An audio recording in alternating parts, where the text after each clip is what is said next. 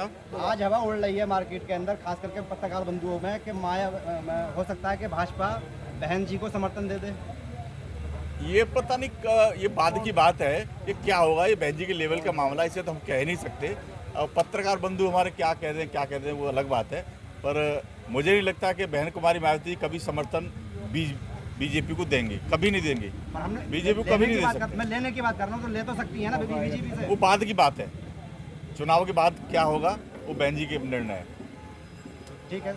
अबू कलाम जी के आप समर्थन में आए हैं और यहाँ पर जनसभा को भी संबोधित कर रहे हैं। क्या लगता है कि पहली जीत का खाता जो है वो इन्हीं से ही होगा या किसी और से करवा रहे हैं आप देख पा रहे होंगे, अब पूरी दिल्ली को आप कवर कर रहे हैं, देख भी रहे हैं सारे प्रत्याशियों को, हमारे जो बीएसपी के सबके पास आप जा रहे हैं तो आप देख पा रहे होंगे अब्दुल कलाम भाई बड़ी मजबूती के साथ में इधर चुनाव लड़ रहे हैं और सर समाज का इनको समर्थन मिल रहा है। ऐसे लगता है कि ये जरूर अब की बार चांदनी चौक में कुछ और अलग होने वाला है। जी, अबू कलाम जी जो हैं वो दिन रात मेहनत कर रहे हैं और देखने में भी आ रहा है कि सुबह 8 बजे से और रात के 8 बजे तक वो भरी दोपहरी में काम कर रहे हैं, यानी कि लोगों को जगाने का काम कर रहे हैं। क्या लगता है कि लोग जाग रहे हैं?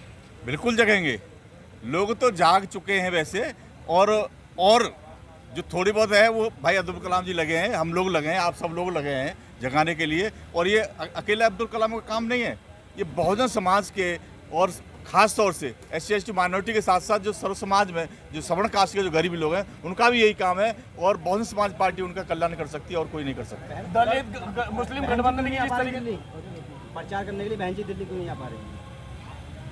ये माननीय बहन जी का वो है क्योंकि बहन जी उधर उत्तर प्रदेश को ज़्यादा समय दे रही हैं और उनका जो कार्यक्रम है वो तब पूरा फिक्स हो चुका 23 तारीख तक का, इसलिए कोई परिस्थिति कारण नहीं आ पा रही है। ऐसा नहीं है कि नहीं आएंगी, और अभी हो भी सकता है, अभी हम लोग बातचीत कर रहे हैं, क्या पता अभी समय मिल जाए हमें। दलित मुस्लिम गठबंधन की जब बात कर रहे हैं तो 3 प्रत्याशी आपने उतारे हैं बीएसपी की तरफ से। लगता है कि क्या जो बहुजन समाज की और दलित मुस्लिम गठबंधन की जो बात की जाती है, क्या वोट परसेंटेज में कन्वर्ट होगा? वोट परसेंटेज ही नहीं, ये माननीय कांशीराम साहब ने आज नहीं कहा था। माननीय कांशीराम साहब ने जब बीएसपी बनाई थी तो ये नारा था हमारा कि दलित मुस्लिम करो विचार, कब तक सहोगे अत्याचार, ये मूल हमारा नारा है। तो आज वो समय है कि दलित और मुसलमानों के बीच गठबंधन और ख़ास तौर से जो और समाज के जो गरीब लोग हैं उनका भी, SC/ST माइनॉरिटी के और सब समाज के लोगों का भी इनको समर्थन मिल रहा है। सुदेश आर्य जी, आप युवा हैं और प्रभारी भी हैं, क्या लगता है युवा आपकी बात मानेगा इस बार? नहीं, इसमें कोई दोहराई नहीं। दिल्ली में नौजवानों ने आदरणीय बहन जी पूरे देश में वैसे भागीदारी दी है और आप सोशल मीडिया में जुड़े रहते हैं, आप देखते हैं कि आदरणीय बहन जी जिस तरह नौजवानों को भागीदारी दी है, तो नौजवानों का रुझान बहुजन समाज पार्टी के प्रति बहुत ज़्यादा सकारात्मक हो रहा है और बड़ी तादाद से बहुजन समाज पार्टी नौजवान जो जुड़ रहे हैं। दिल्ली में भी बहुत सारे नौजवान आदरणीय बहन जी ने मौका दिया है, चाहे ललित भाई हों, चाहे इधर लक्ष्मण सर हों, मैं हूँ, तमाम जो लोग हैं, जो नौजवान लोग हैं, उनको आदरणीय बहन जी ने मौका दिया है और दिल्ली बदलाव की तरफ है। आप 7 लोकसभा में जा रहे हैं, कवर कर रहे हैं, हर एक प्रत्याशी अपने दमखम पर, अपने साधनों पर पूरी ईमानदारी से चुनाव लड़ रहा है और हमारा वोटर इस बात पूरी तरह निश्चिंत है कि 7 लोकसभा पे हम लोगों ने चुनाव लड़ाया तो उनका वोटर हमारा 25 तारीख का वेट कर रहा है। और निसंदेह पिछली बार जो 2019 में मिस्टेकिंग हुई थी उसको हम लोग पूरा करने का काम किया। 7 लोकसभा पे हमारा एक एक कर्मठ कार्यकर्ता, एक एक पदाधिकारी पूरे जी जान से लगा है कि इस बार हम लोग दिल्ली में ज़रूर अपना वोट परसेंटेज के साथ साथ कुछ ना कुछ नया करने का भी काम करेंगे। अबू कलाम जी के आप समर्थन में यहाँ पर आए हैं, 7 सीट दिल्ली में है, क्या लगता है दिल्ली में 7 सीटों में कितनी सीटें आप लेके आ रहे हैं? क्योंकि चुनाव तो भविष्य की अनिश्चितताओं पे होता है, वोटर के ऊपर है, लेकिन फिर भी हम अपनी पूरी ताकत से लगे हुए हैं। आदरणीय बहन जी ने जैसे हमको 3 लोकसभा इधर लगा के दिया था, तो अब्दुल कलाम जी के साथ हमारे संगठन में भी रहे, तो जो साथी हमारे तीनों लोकसभा में लगे हुए हैं चुनाव प्रक्रिया में, हम लोग पूरी ईमानदारी के साथ चुनाव लड़ रहे हैं। निसंदेह चाहे नई दिल्ली का राजकुमार जी को उसका देखा होगा, उधर विशाखा आनंद से आप मिल के आए हैं, इधर अब्दुल कलाम के साथ आप लगातार हैं, तो तीनों जितनी मेरे पास जिम्मेदारी है, मैं निसंदेह कह सकता हूँ इस बार वोट परसेंटेज में बड़ा इजाफा होगा और परिवर्तन भी आ सकता है। जी, चांदनी चौक से अबू कलाम जी आप प्रत्याशी हैं बीएसपी से, क्या लगता है आपको कि कितनी वोटों से आप आगे बढ़ेंगे या शुरुआत करेंगे? देखिए, ऐसा है कि मैं ये कहना चाह रहा हूँ आपसे कि एक तो गठबंधन हो चुका है इंडिया का जी, और एक एनडीए चल रहा है, उन दोनों का आपस में भी ये गठबंधन है जिसको गठबंधन कहते हैं इलेक्ट्रॉल का गठबंधन। एक दूसरे के ऊपर आरोप कर रहे हैं, लेकिन किसी के खिलाफ कार्रवाई नहीं कर रहे हैं। एक गठबंधन और हुआ है, वो बहन जी ने किया है, दलित और मुस्लिम का।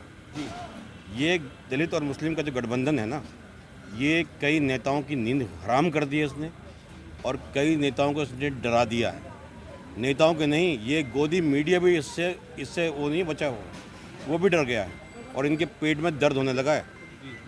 इसका जो दर्द है उसका असर तो इनके होगा, लेकिन जब असर होगा जब हाथी पे बटन दबाया जाएगा।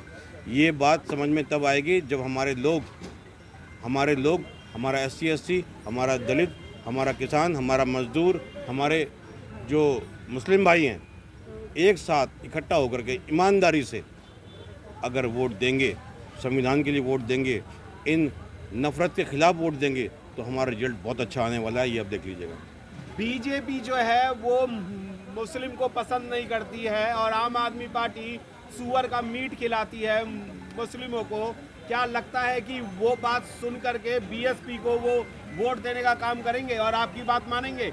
देखिए, मुस्लिम वोट तो बीजेपी के पास जाने वाला नहीं है, और 2, 4, 5 लोग जो है हर कौम में गद्दार होते ही हैं जी, है ना, उनको छोड़ दिया जाए तो मुस्लिम नहीं दिखे।